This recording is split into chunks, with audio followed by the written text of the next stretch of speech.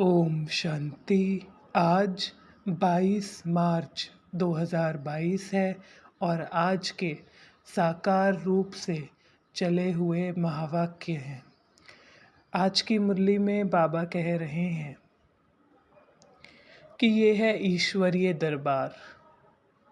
ईश्वरीय दरबार ये कितना सुंदर सजा हुआ है, हम देखें अपने दिव्य बुद्धि और दिव्य नेत्र से। शिव बाबा ब्रह्मा तन में आए हैं और हम बच्चे उनके सामने हैं। तो कितना सुंदर ये ईश्वरीय दरबार है जो बाबा कह रहे हैं। बाबा कहते ये है ईश्वरीय फैमिली। माता पिता हैं सामने, दादा हैं, बाबा हैं, मम्मा हैं, हम बच्चे हैं। ये ईश्वरीय फैमिली है। परम पिता हैं और हम बच्चे सामने हैं। तो इस रूप को सामने रखते हुए बाबा महावाक्य, आज के मधुर महावाक्य हम बच्चों को सुना रहे हैं। बाबा कहते कि बाबा से मिलन मनाना है, पावन बनना है, तो एक बाबा को याद करो रूहानी आशिक बन के। जिस्मानी बाबा कहते अलग अलग समय सतयुग में भी कलयुग में भी होते हैं, लेकिन संगम पर रूहानी आशिक होते हैं, यानी बाबा की ही याद। और बाबा ने आज ये भी कहा कि ब्राह्मण ऊंचे हैं देवताओं से भी, क्योंकि देवता स्वरूप प्रारब्ध है।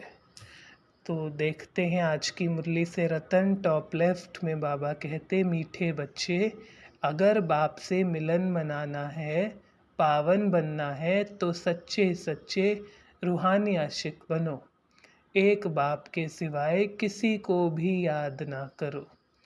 प्रश्न है, ब्राह्मण जो देवता बनते हैं, उन ब्राह्मणों का पद देवताओं से भी ऊंचा है, कैसे?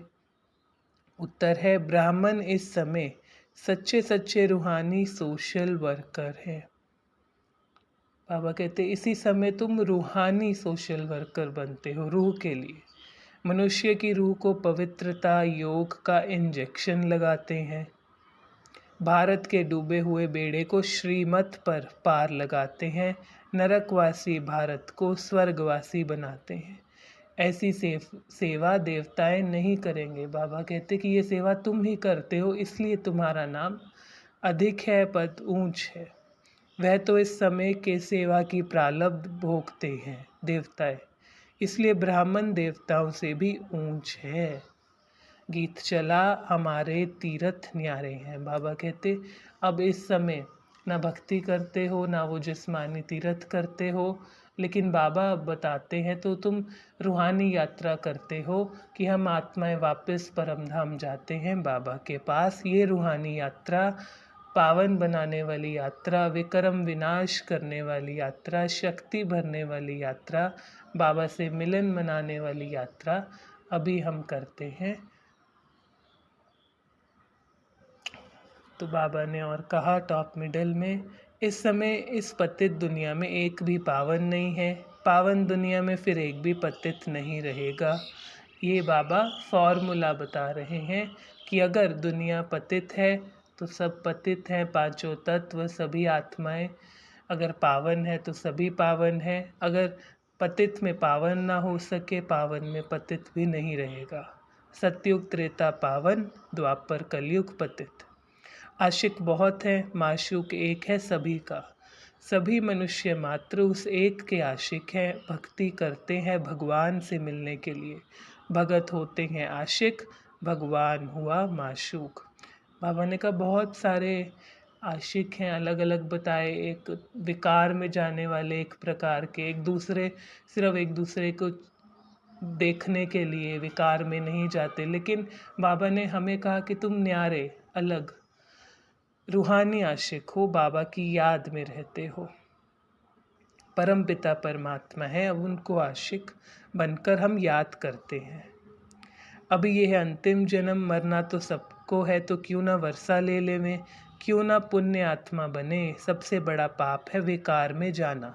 विकारी को पतित, निर्विकारी को पावन कहा जाता है।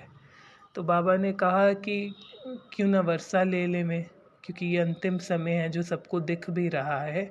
और बाबा ने 2 बातें आज कही कि बच्चे ये 2 बातें खास करो। एक तो योग से विकर्म विनाश करो और दूसरा पुण्य आत्मा बनो। जो बाबा के अव्यक्त महावाक्य अव्यक्त रूप से भी जो मुरली चलती है उसमें भी बाबा कहते हैं दुआएं दो दुआएं लो, पुण्य का खाता जमा का खाता बढ़ाओ। तो 2 बातें आज बाबा कह रहे हैं, योग से विकर्म विनाश करो, पुण्य आत्मा बनो, पुण्य का खाता जमा करो। और भी आज की बात, आज की मुरली से अलग अलग बातें जैसे बाबा ने बताई। बाबा ने कहा आत्माएं आती है परमधाम से, यहाँ आकर शरीर धारण करती है, ये कर्म क्षेत्र है जहाँ आकर पाठ बजाना है। बाप कहते मुझे भी पाठ बजाना है। तो बाबा एक और ये बात सिद्धांत प्रिंसिपल बता रहे हैं, परमधाम में आत्माएं हैं, वहाँ से जब नीचे यहाँ आती हैं, कर्म क्षेत्र इसको बाबा ने कहा, यहाँ आकर पाठ बजाते हैं। बाबा कहते मैं भी जब इस कर्म क्षेत्र पर आता हूँ तो पाठ बजाता हूँ, यानी हर एक को कर्म में आना ही है पाठ बजाने। बाबा ने फिर कहा बच्चे तुम्हें भीष्म पितामह जैसे ब्रह्मचारी बनना है। इसमें मेहनत है, लोग समझते हैं ये बहुत मुश्किल है, परंतु युक्ति तो बाप सिखलाते हैं, बाबा सिखला देते हैं। बाबा ने कहा जो घर गृहस्थ में रहते युगल होकर के पवित्र रहे, तो बाबा कहे बहुत बड़ी बात है, ऊंच बात है, जिसको लोग मुश्किल समझते हैं लेकिन बाबा की युक्ति से कर दिखलाते हैं। फिर बाबा ने कहा कि जैसे यादगार बन जाते हैं, क्योंकि हम इस समय विश्व सेवा पर हैं बाबा के साथ, बाबा की शक्ति से। तो जैसे शिव शक्तियों के यादगार बाबा कहते कितने मंदिर हैं, मम्मा को शेर की सवारी दिखाई है, ऐसे पांडवों का भी गायन है। तो बाबा ने फिर याद दिलाया कि शक्ति देने वाला है शिव बाबा, महिमा सारी उनकी है। फिर जो भी मददगार है उनका भी नाम है। बाबा ने कहा जो शिव बाबा की सेवा में मददगार है उनका उस अनुसार नाम है। शक्ति देने वाला एक है, महिमा भी उनकी है सारी। बाबा ने और एक बात कही कि कभी कोई विकारी गुरु नहीं करना चाहिए। आजकल ठगी बहुत है, गृहस्थ गुरु बनकर बैठ जाते हैं, पवित्रता की बात उठाते नहीं। बाबा कहते जैसे जैसे हम अगर देखें कि ये नीचे की ओर दुनिया चलती आई है, तमो प्रधानता की ओर, तो अब तो यहाँ तक जो सन्यासी या बाबा ने जैसे कहा कि जो गृहस्थी गुरु बन जाते हैं, पवित्रता की बात ही नहीं उठाते, जो अध्यात्म जीवन में आत्म उन्नति के लिए कितनी बड़ी बात है। और बाबा कितनी सहज करके हमारे सामने उदाहरण दिखा देते हैं कि कितने सब पवित्र बनकर रहते हैं, लेकिन वो बात ही नहीं उठाते क्योंकि समझते हैं कि शायद उनके पास वो नहीं आएंगे। और दूसरी बात बाबा ने ये भी कही कि ये तुम्हारी ईश्वरीय मिशन है, कि तुम सेवा कर रहे हो, ये ईश्वरीय मिशन है। तुम मिलकर के जैसे सोशल वर्कर्स की रहती है, ऐसी तुम्हारी रूहानी सोशल वर्कर रूप से है।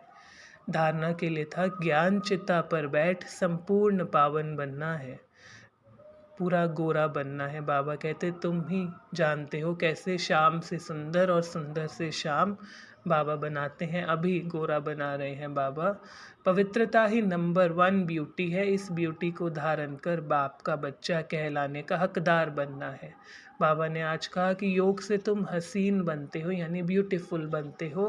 फिर सतयुग में शरीर भी, पांचों तत्व भी सतो प्रधान है, तो नेचुरल ब्यूटी है, यहाँ आर्टिफिशियल है।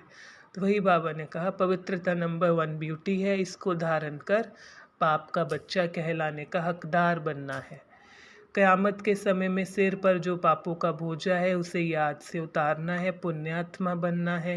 वरदान कंबाइंड स्वरूप की स्मृति द्वारा कंबाइंड सेवा करने वाले सफलता मूर्त भव। बाबा ने कहा जैसे आत्मा शरीर कंबाइंड, विष्णु रूप के 2 रूप कंबाइंड हैं और बाप और हम आत्मा कंबाइंड है, ऐसे ही और स्व सेवा और सर्वात्माओं की सेवा, हमारी भी सेवा हो अपने आप और सर्वात्माओं की भी ये भी हो।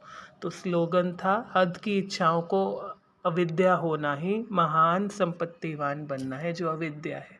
मम्मा की मुरली भी थी निराकारी दुनिया और साकारी दुनिया का विस्तार, कैसे आत्माओं का झाड़ परमधाम में और यहाँ भी दुनिया में उल्टा झाड़ है।